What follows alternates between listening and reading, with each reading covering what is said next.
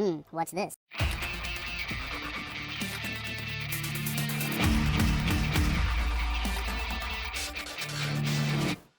Hello, welcome to the Freak Show. Bumpy McSquigums here. I want to thank you all for joining me as I start up my coverage of Balrum. It is by Balcony Team, and it released back in February, actually early February of 2016.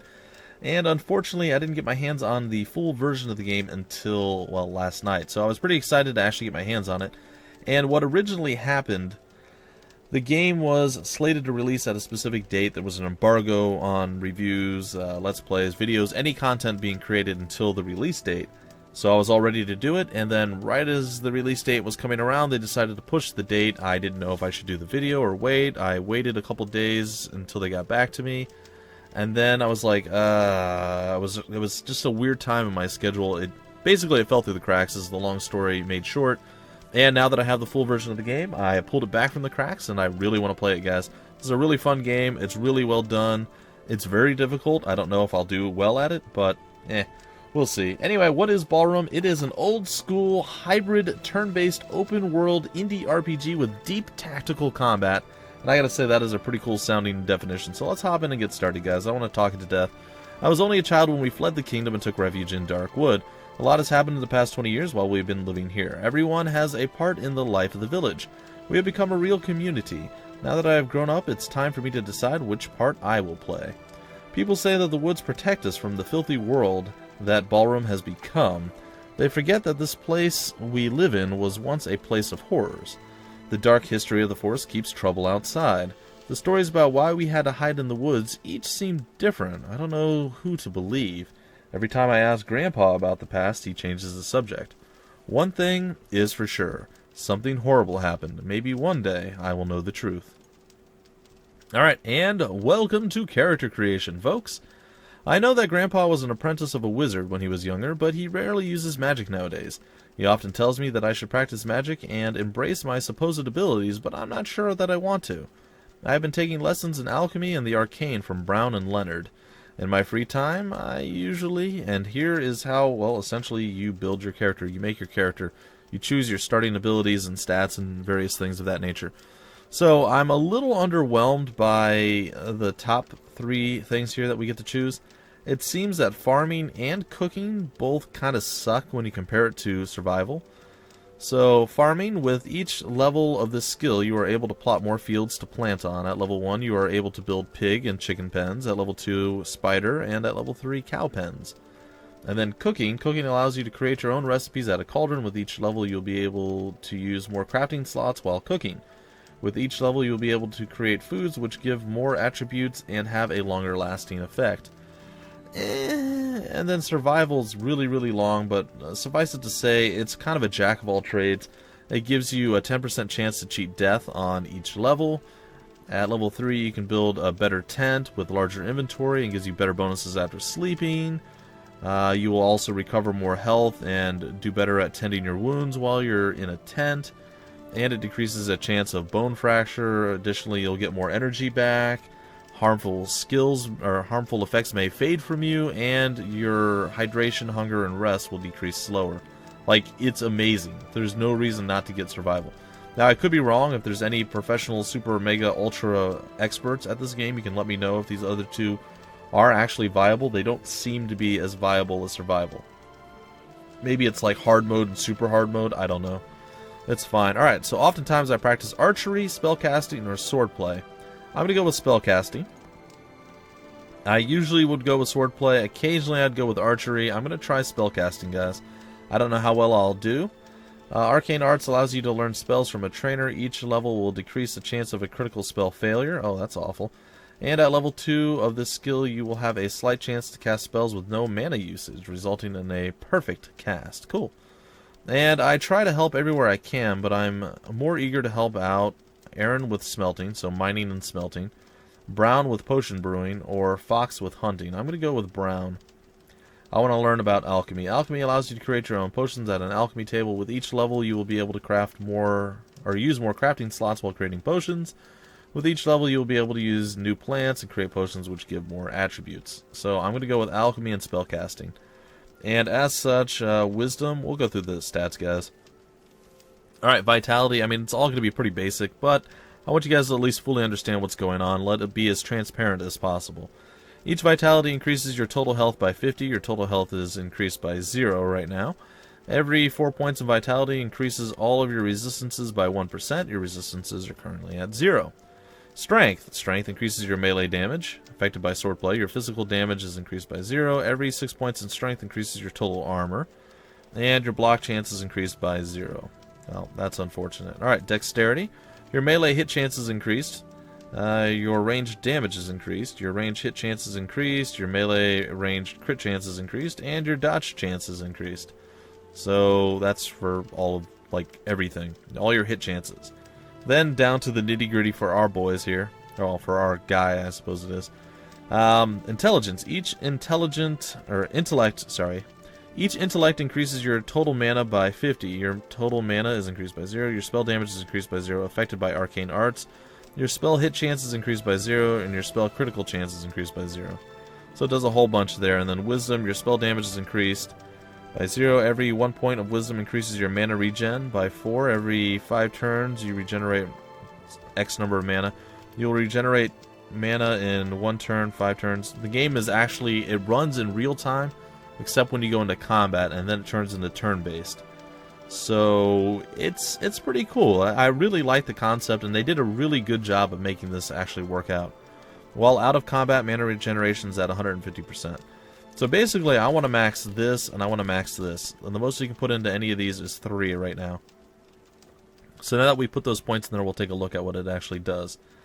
Alright, our total mana is increased by 150. Our spell damage is increased by 2.4. Our hit chance is increased by 0.75, and our critical chance by 0.81. And then with wisdom, our spell damage, as we already know, is 2.4. Every 1 point will regenerate every 5 turns 12 mana. And I guess that's with the out-of-combat bonus. And I think the other one to do would be vitality, really. There's no point in really doing much else. So now we have an increase of a total of 100 HP. So there you have it, folks. Alright, so we have carpentry, which we start at all times because we have to scavenge things and we can build stuff and whatnot. We have to, like, rebuild our home and whatnot. I haven't gotten too far into the game, guys, so I'll be learning a lot as we go. And then survival, arcane arts, and alchemy are from the choices we made up here. We always start with attack, and I think we always start with stun. Additionally, we also always start with our pet heal. And then we have our actual class-specific skills here, the fireball and the nightfall. Fireball is just basically a long-range fireball that you launch, and the targets suffer more damage if they're already burning. It inflicts 100 to 150 fire damage and has a 50% chance to burn them afterwards. So if you hit them with a burning, if you hit them, you make them burn, and then you hit them with a follow-up attack, it'll do more damage. Alright, and Nightfall is a low threat, but a long-range skill, and it basically curses the target for 20 to 30 shadow damage each turn for 10 turns. So it does actually more damage overall in the long run. But, it is what it is, right? Okay, so we have these. We don't get to actually do anything with them. Alright, however, we do get to choose our extra starting supply. We can choose some extra money, or some thalers, or tailors, or however they enunciate it, guys. I'm not 100% sure. I'm going to go with thaler. The Shield of Atticus, or sometimes a tall vase, or vase, is carved into these. Alright, that's cool. We can also get 3 minor healing potions. We can get a phoenix egg, nightmare berries, all this other random stuff, guys. I'm going to go with the money for now. And then we have a ring that we get to choose which one we want. The Panic Ring, when your health is low, this ring will grant you an additional 7% dodge. This ring will give you life leeching, basically healing you for 5% of the enemy's health. Raptor Ring, critical melee attacks recover a small amount of health. Same thing, critical spell attacks recover mana. And Phoenix Ring, this ring enables you to resurrect your pet without using a Phoenix Egg. When your pet is resurrected by the power of the ring, a small cooldown will take effect. Alright, I'm going to go with the Mantis Ring. That is going to be my play, and we're going to get into the game proper. I'm glad they added this. I've gotten to the point where I don't die immediately because I run out of food and water. But they've added this because this was a real problem. Like, people just didn't know what to do, and I was definitely one of them. But you can actually select this to have slower hunger and thirst, essentially making it take longer for you to die of hunger or thirst, right? We're going to go with Initiate. That's the middle class. It's kind of where I like to play most games. It's right down the normal level. Hundreds of years ago, I could not locate my brothers. The Mages Guild has to figure out something. Destroying the remains is beyond our powers. Then we have no other choice. We need to hide them. Alright, so there we go, folks. It's raining heavily tonight as we walk back from the hunt with Fox. I have a strange feeling that I can see Fox is worried too. We separate at the edge of the forest. As I approach our home, I smell smoke and can see light shining through the woods. Something bad has happened. Alright, here's all the different controls and stuff, guys. I don't need this stuff right now, so we're just going to bypass it. Chapter 1, we do have a dog, Jax. He is your pet. He loyally awaits your every command. When you select a pet ability for him to use, he will use the selected ability during the next turn if all requirements are met for the given ability.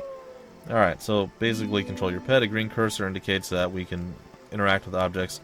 So what I'm going to do is I'm going to come over here, and we're going to snag the grown melon. Eventually, we're going to harvest the potato, the grown melon, and I believe there may even be some other random stuff that we can get here. Almost grown corn, we'll harvest that. And anytime there's a green cursor, guys. Now, I've adjusted some settings, guys. This may look different from maybe other LPs.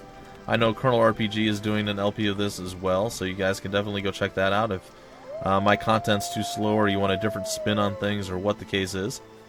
I have a few different settings. I have increased the UI scaling so it's a little bit larger. I've also increased my mouse cursor so it's bigger as well. So essentially you just basically can walk around and collect stuff like the life herb over here. We can left click on that and pick it up. We can go over to the outhouse and probably poop in it. I don't know. We can go to the rose hips here. I'm going to go check out the outhouse. Yeah, you can open the door and you can actually go into it. That was interesting. We are electrically charged, I don't know what that means, and modifies fire damage by minus 10%, which is not great considering we are essentially a fire mage. If you right click, you will auto path to somewhere, so if you need a little bit of an easier way, you can always stop it by left clicking or moving with the WASD keys. We're going to cut that out, and we're going to come over here to the well, and essentially we're going to refill everything that needs refilling. We're fully hydrated. If you press C, you can actually see your hydration, your food, and your rest. And then I'm going to drink a little bit more until I think you can get up to about 150. There we are. We are now well hydrated from the well water. Alright, we're going to come over here and go into, I guess, talk to Grandpa. It's going to be the play. What's up, Grandpa?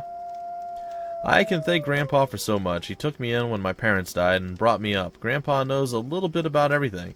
A true jack of all trades. He once told me that someone taught him about magic a long time ago, but whenever I ask about it, he quickly changes the subject. Grandpa never told me a lot about my parents, and he says that it is best for me not to know about them. Wow, people somehow seem distant toward him. So what happened here, Grandpa? Are you alright? I'm alright, son, but look at our home. The whole house nearly burnt down. Thank the gods I could stop the fire from burning everything up. You never come late when you are out hunting. This kept me from going to sleep. I think we can say that you being late saved my life, and our home, at least what's left of it. It would have been my last resting place. How could this have happened? My boy, I have no idea how this could have happened. I put the candles out, so they couldn't have caused the fire. The fire started far away from the torch, so there's nothing else I can think of. I'm old, but I can still cast a powerful freeze spell. It was barely enough to stop the flames. I'm so glad that you're alright, Grandpa. The house can be repaired, but I don't know what I would have done without you. You are like a father to me. Don't worry, son. I'm here to stay. Enough about me. I'm fine, but our neighbors disappeared. Pack, Frida, and their little girl, Audie, are missing. Their house burnt down to the ground. This can't be a coincidence. People are worried that they might be next. Well, what can we do? When will the search for them begin? What does Arlo say about it? Men are already out searching for them. As for the fire, Arlo suspects it might be the torches. That's really embarrassing for Aaron, since he made them. But, as I said, the fire at our home didn't start because of a bad torch.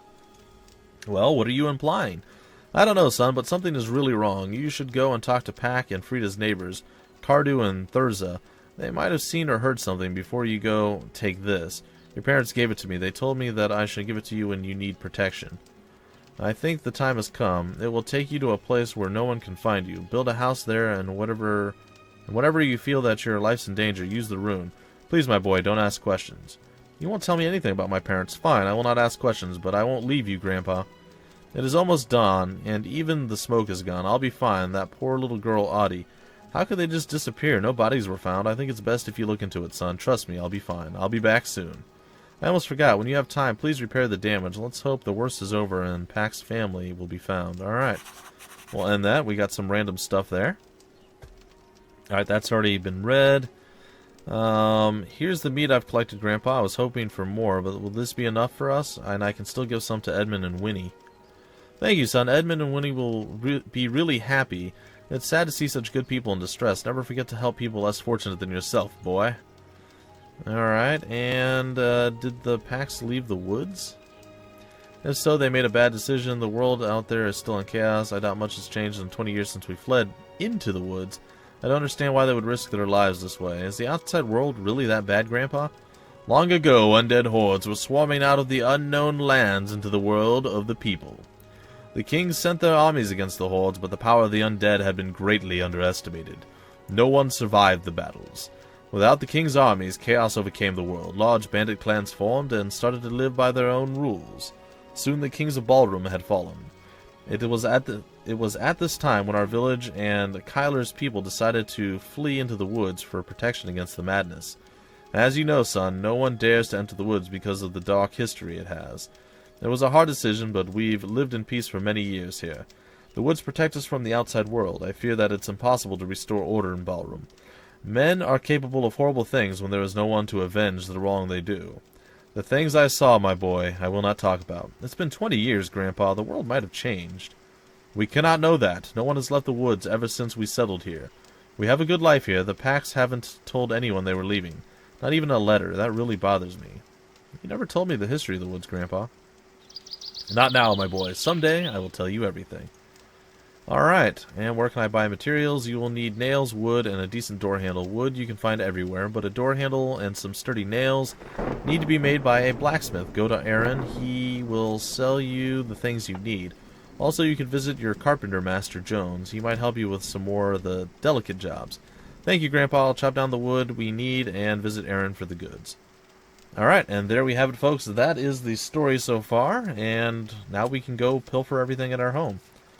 And we will. Alright, you can auto-loot stuff by pressing E, guys and gals, so that's a thing. We'll leave the wood in the fireplace. Usually there are old letters or documents inside these white bags. We're going to pick them up right now, but we're not going to read them. That's the play, guys. Alright, so I'm going to snag them. We'll read them later. We'll check our chest. There's a bunch of arrows and other various things. A splint. I think I'm going to grab that. I'm probably going to leave the arrows behind. We have a lot of torches. A lot of torches. I don't know why, but we do. A large serpent is carved into most of these. Alright, we have a strange tailor or a thaler or what have you. I don't know that we... I don't think we actually... Yeah, we have a sword. We don't have an arrow or a bow or anything of that nature. Actually, we don't have it at all, in fact. Put the splint there, woodcutter's axe, the hammer, the hoe, the saw, the shovel.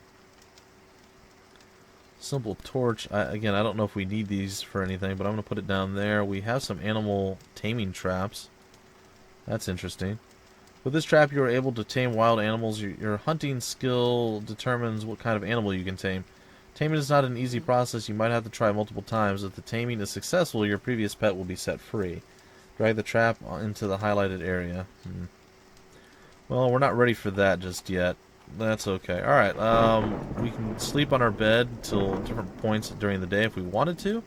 I do not wish to. We're going to grab a speed potion and we're going to rob this as well. Get ourselves some more money. Alright, and with that being said, we've pretty much done everything that we needed to do in here. And we can strike out into the world proper. Alright, so as you saw, that took actually quite a bit of our time to do all of that wonderful fun stuff. I'm sure you guys are like, I want to see murder, death, killing.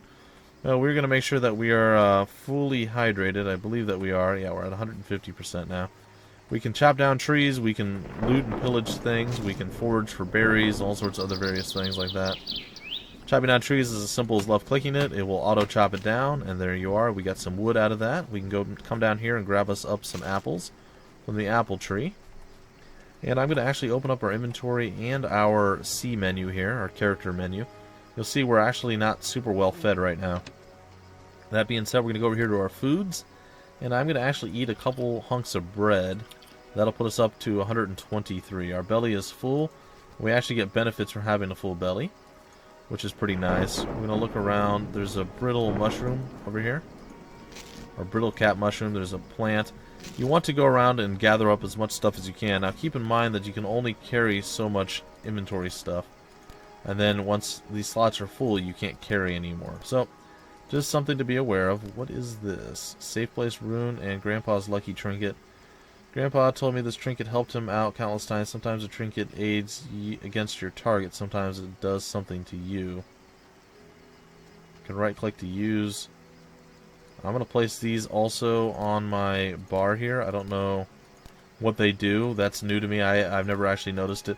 I have a little bit of a better understanding about the game, guys and gals, so bear in mind I have a little bit of experience with it, but it was not the best of experience. Like, I did poorly. I did really poorly, and now I feel like I know a little bit more about the game, that I'll probably be okay. Alright, we're going to grab up some ripe wheat, and we're going to go talk to Winnie here. Winnie and Edmund celebrated their 50th anniversary a few months ago. Winnie is a great cook, but nowadays she can't even put carrot soup on the table because their pockets won't allow even the essential things in life. That sucks. When I was young, they looked after me when Grandpa was away. They are like family to me. I'm back from the hunt. Here are the 2 pieces of meat I promised to bring. Thank you, my boy. I don't know what we would do without you. Thank the gods for this long life they gave us. Together we are almost 180 years old, you know. Each day you grow stronger. We saw you growing up. Your grandfather raised you to be a decent, honest man. What do we owe you, my boy? Don't be silly. You owe me nothing. Here's the meat. Salt it well. Thank you, son. The meat looks delicious. We should make a good goulash tomorrow. Winnie and Edmund, yeah. And anytime you do a good deed, you actually get a benefit for doing so, which is pretty neat. Do you need any help? I'm glad you asked. You know that what little we have because of our bees. We sell the honey that they make. Yes, I know this. Well, all of our bees are dead. Some disease must have killed them. Can you bring us a few bees so we can start a new colony? Of course I'll help. I'll come back with some. Alright, we can take a look at our merchandise or other various things. I don't really care about it right now, so we're just going to casually go and pilfer all of our stuff. And apparently we can just like randomly loot at will. It's not a big deal. I mean, maybe later on... Oh, we can turn on and off some. That's pretty cool. Maybe later on there'll be people that don't like that we do this, but for now, she doesn't seem to care. Additionally, we can use this. It's a millstone. We can actually put the ripe wheat we have right here into the millstone, and we can craft ourselves some flour. Or some malawa. And unfortunately, we do have to sit and wait. We can't just drop it off and then come back later. Well, there we go. There we have it. Alright, we shall come over here and we shall gather up the mug and the plants and all the other various things that we see along the ground. Now, over the years I became familiar with the wildlife. Frogs, rats, and some of the large larvae are not aggressive, but every other animal will try to eat me. Brown told me to pick up every plant I see so I can experiment with them at the alchemy table. There are a number of berry bushes growing here. Some of the berries have powerful medicinal effects. Alright, well, we shall grab that. We shall come over here. Get the pig ear mushroom. And unfortunately, the beehives are dead, so to speak. Edmund was a fisherman before Darkwood. He and Winnie celebrated their 50th anniversary a few months ago. They always lived a modest life, but here in the woods they have to do without even the essential things. When I can, I try to help them. Well, that's nice of you, man. That's nice of you and Jax, the dog of doom. Alright, we will grab us up some more shroomage. We'll get some slow berries. Because they are, I don't know if they're delicious. Oh, there's some gooseberries over here, too. Well, he's over there chilling with Grandpa. By the way, guys, if this is too close or too far away, there is a zoom feature. That's the maximum zoom and the highest detailed version of the game. However, I don't like being quite that far away. I feel like everything's too small. I feel like this is too close. So I try to find a fairly decent middle ground. I think here or one zoomed out is actually fairly okay. Alright, we're going to head off into the woods. Something's over here in the strange bush. We'll take a look. Apparently we got ourselves a dragonfly and some pieces of bone. Some more gooseberries over here. And as you see over here, guys, there are deer. When we get within range, it's going to switch to tactical turn-based combat. And it'll actually even bring up a tactical grid. Combat in Ballroom is turn-based. To attack an enemy, you have to have at least one ability selected in the quick slot bar. That would be down here. To select an ability, right-click on its icon or press the appropriate number on your keyboard. Selected melee attacks can only be used with the left click on the target. Selected range with the right click on the enemy target. To target an enemy, simply left-click on it, and its health and mana bar will turn silver, indicating that it has been targeted. Special combat effects play an important role in the game, so always check the effects on you and your targets. Combat effects affecting you will appear in the top right corner, up here. Of the screen, effects affecting your enemies will appear below their health and mana bar. So if we simply left click on that, it is now selected. That changed a slight color there. And what we're going to do is we're going to actually cast our Nightfall on this guy. Oops, we want to right click on it. There we go. And right click on him, and there it is. And now I'm actually going to move out after him. He's going to slowly bleed, burn to death, whatever you... Oh gosh, there's a bear coming. Alright, maybe we should cast a spell on him as well. I'm going to have my dog actually go and attack. I'm going to press U and click on him. Then I'm going to hit him with a fireball. And then I'm going to run away. The deer has already died. And thankfully I am a little bit faster than the bear. Our spell is not usable. We ran out of mana. He is still burning a little bit. Now he's stopped. I'm hoping that our dog can actually do something here. Our dog is having a hard time. We have Fireball again. We will cast. He is burning. We're going to actually turn and fight him with our sword. While we're not the best in melee combat, we're doing okay. We just got hit with Bear Roar. Frightened by the bear's roar modifies dodge chance. We have these abilities here. Wolf Howl. Frightens the target, reducing its damage. So we're going to try that.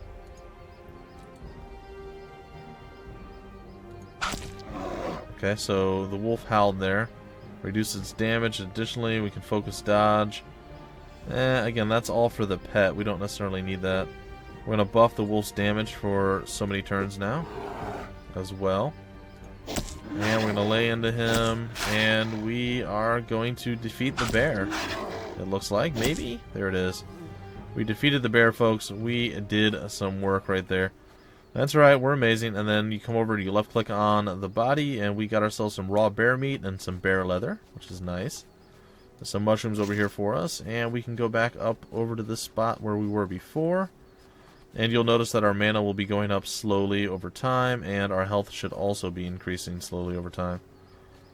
So if we're out of combat for a while doing other various things, we will actually gain stuff from that. I'm going to go here, we're going to loot the mushroom, and we're going to chop down another tree. I'm going to take a quick peek. We grabbed a bee out of that tree as well. We have a total of 230 experience at this point. We're still pretty well fed and decently hydrated. Our rest is a little bit on the low side, but that's okay. That's okay. There's apparently something. Maybe it was just the tree itself. Yep, we're chopping down a tree over here. We got an egg out of that. That's interesting. I guess we'll come over to the blue mushrooms. Ghost mushrooms. There we are. We have ghost mushrooms. We'll chop down another tree. We did need to get some wood, and we definitely need to find ourselves some more bees. So be aware of that, folks. There's apparently something over here. A bag of some sort. Let us see what's in the bag. There is a transform into larva potion. That doesn't seem super useful, but maybe it is. I'm not entirely certain, guys. I don't really know. Alright, we'll chop down another tree. I mean, there apparently is a beehive back there that I wouldn't mind going after, which I guess will make that a priority right now. And we're getting pretty close to running out of time for this episode, so I'm going to chop down this tree, grab up the mushrooms, the slow berries, and I'm going to make my way over to the beehive. And once we're over there, I will loot the beehive, and we will probably break off the episode. Let's do a quick look in our inventory. We have... where are the bees? Materials. We have 6 bees. We need to get 10 for the quest objective. So chopping down trees, searching various different plants and things will also get us bees, and of course finding a beehive like that is a pretty big boon to us. There's a random dirt pile over here. Go take a peek inside there. We found ourselves a crimson ring and a larva fang. Well, folks, I think that is going to do it for this particular episode. I hope you guys had some fun. If you did, feel free to like, comment, subscribe, and share it. and stick around the channel. There'll be more of a Balrum to come. I'm really excited about this title, guys.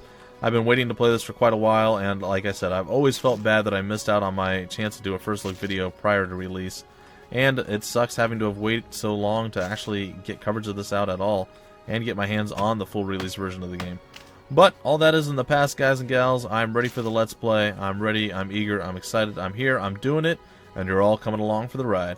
So, without any further ado, folks, my name is Bumpy McSquigums. Thank you for stopping by the Freak Show, and I will see you later.